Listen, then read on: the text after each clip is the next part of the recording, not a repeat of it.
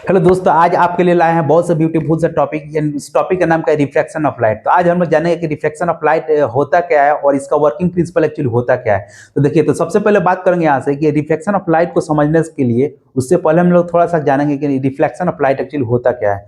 तो इसके पहले हम लोग पढ़ते थे कि रिफ्लेक्शन ऑफ लाइट एक्चुअली होता क्या है। तो देखिए, जैसे किसी सोर्स है, यानी जब लाइट किसी सरफेस से टकराकर फिर उसी तरफ चला जाता है, तो इस घटना को बोलते हैं यानी रिफ्लेक्शन ऑफ लाइट। मतलब लाइट आया, सरफेस से टकराया, टकरा कर फिर दूसरी तरफ चला गया, तो ये हो गया आपका रिफ्लेक्शन। अब हम बात करते हैं रिफ्रैक्शन एक्चुअली होता क्या है। यानी लाइट आया, सरफेस से टकराया और टकरा कर ये अंदर की तरफ ये चला गया, ठीक है। तो इस घटना को बोलते हैं यानी रिफ्रैक्शन, ठीक है। तो ये एक नॉर्मल आइडिया है, यानी इसमें ये सब कोई समझ सकता है कि एक्चुअली रिफ्रैक्शन होता क्या है। तो यानी सरफेस से टकरा कर अंदर चले जाना, ठीक है। तो अब यहाँ से देखते हैं कि एक्चुअली रिफ्लेक्शन होता है तो इसमें क्या चीज में चेंजिंग होता है। तो जब ये रिफ्लेक्शन यानी जब एक मीडियम से दूसरे मीडियम में जब एंटर करता है, तो उसमें लाइट का जो स्पीड जो होता है वो ऑटोमेटिक यानी बदल जाता है। यानी जो लाइट का स्पीड जो होता है, जैसे 3 × 10⁸ मीटर पर सेकेंड, वो उससे यानी कुछ कम या कुछ ज़्यादा हो सकता है। एक्चुअली ज़्यादा तो नहीं होता है, लेकिन वो कम होता है। तो यानी स्पीड उसका चेंज होता है। तो जब स्पीड जब चेंज होता है, तो लाइट का जो पोजिशन जो होता है वो थोड़ा शिफ्ट होता है। लाइट का रे का जो पोजीशन जो होता है वो शिफ्ट होता है, और वो शिफ्ट के होने की वजह से हमें कोई भी चीज़ जो है वो थोड़ा हमको बेंड यानी बेंड मुड़ी हुई महसूस होती है।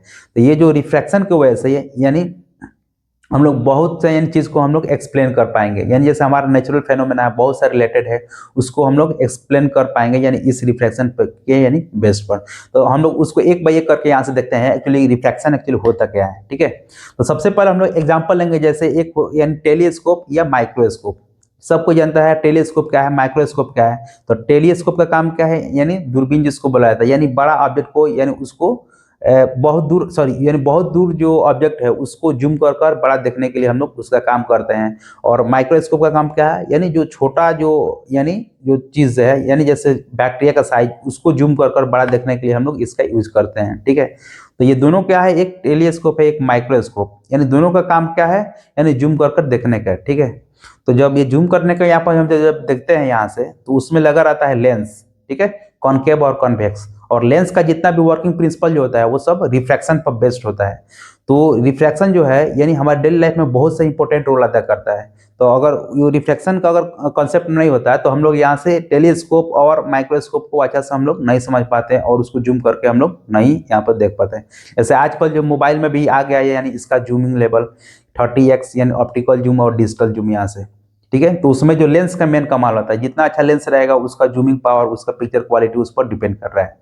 तो अब हम बात करते हैं एक और चीज़ है, यानी जैसे हमारे डेली लाइफ में जैसे घटना होता है, ऐसा बहुत सा घटना है। जैसे आकाश जो है ब्लू क्यों अपेयरिंग होता है, क्यों उसको ब्लू दिखाई देता है। तो उस चीज़ को समझने के लिए हम लोग रिफ्लेक्शन ऑफ लाइट का हेल्प लेते हैं, और उससे हम लोग उसको एक्सप्लेन हम लोग कर पाते हैं। तो यानी आकाश जो ब्लू क्यों दिखाई देता है, तो उसके पीछे एक रीजन होता है, atmospheric reflection. Actually atmospheric reflection actually होता क्या है कि हमारा जो स्टार से और स्टार और अर्थ के बीच क्या आता है, यानी बहुत सा यानी हमारे एयर का लेयर होता है, ठीक है। तो उसमें जिस लेयर में हमारा एटमॉस्फेरिक पार्टिकल्स जब होते हैं, या उसमें एयर पार्टिकल जो भी चीज़ है, वो उससे लाइट का टकराता है, टकराने के बाद उसमें रिफ्लेक्शन होता है। तो उसके वजह से यानी बहुत सा यानी ट्विंकलिंग स्टार जो होती है वो महसूस होती है। और यानी लाइट का रिफ्लेक्शन की वजह से यानी हमारा आकाश जो है ना ब्लू दिखाई देती है, और रिफ्लेक्शन की वजह से जो होता है वो हमारा अर्थ जो है ब्लू दिखाई देती है। तो दोनों रिफ्लेक्शन की वजह से होता है। अब इसमें एक स्कैटरिंग आता है, तो उस वो भी जो स्कैटरिंग जो भी होता है वो भी एक रिफ्लेक्शन का यानी बेस्ट थ्योरी होता है। स्कैटरिंग मतलब पार्टिकल से लाइट जब टकराता है तो वो अलग अलग दिशा में फैल जाता है, इसके वजह से यानी ब्लू दिखाई देती है। अब हम बात करते हैं यहाँ से कि जैसे हमारे डेली लाइफ में और भी जैसे घटना है, जैसे प्रिज्म हो गया। तो प्रिज्म को यानी जैसे ट्रायंगुलर प्रिज्म हो गया या रेक्टेंगुलर प्रिज्म, यानी बहुत तरह का यानी प्रिज्म होता है। तो उस प्रिज्म को समझने के लिए हम लोग यूज लेते हैं, यानी कॉन्सेप्ट का यूज करते हैं, यानी रिफ्रैक्शन। एक्चुअली होता क्या है, उसका कॉन्सेप्ट ये है कि जैसे व्हाइट लाइट उस प्रिज्म पर जब पड़ता है, तो ये व्हाइट लाइट जो होता है वो 7 कलर में बढ़ जाता है, ठीक है। और वो 7 कलर पर जब बढ़ता है, तो इस घटना को बोलते हैं dispersion of light. Dispersion of light का मतलब 7 यानी कलर में बट जाना, ठीक है। और जब ये सातों कलर जब स्क्रीन पर जब पड़ता है, तो सातों कलर अलग अलग यानी दिखाई देता है। तो इसको बोलते हैं हम लोग स्पेक्ट्रम, मतलब 7 कलर ये एक स्क्रीन पर दिखाई देता है, ठीक है। तो इस घटना को सबसे पहले एक्सप्लेन करने वाले थे यानी सर आइजक न्यूटन साहब ने, इन्हें बताया कि यानी एक व्हाइट जो कलर जो होता है वो 7 कलर का कॉम्बिनेशन होता है, तो ये रिफ्रैक्शन की वजह से होता है। और भी हम अपने डेली लाइफ में यहाँ से इसका एग्जाम्पल यहाँ से जोड़ सकते हैं, जैसे मान के चलिए हमारा ये क्या बोलते हैं आई लेंस हुआ, हमारा आँख का जो लेंस जो होता है वो कॉन्वेक्स लेंस जो लगा है हमारे नेचुरली, ये तो क्या है, सब एक नेचुरली गिफ्ट है।